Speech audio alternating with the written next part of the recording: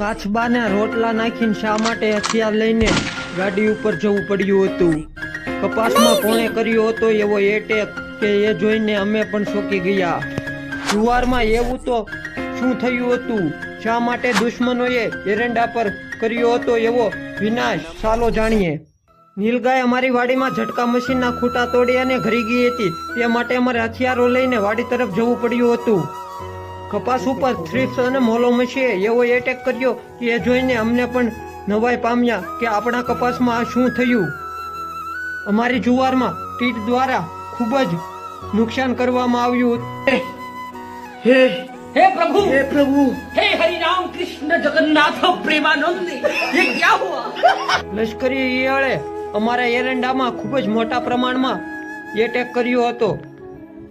આ mini village તમને પસંદ આવ્યો હોય તો અમારો વિડીયો શેર કરજો અને ચેનલને સબસ્ક્રાઇબ કરજો.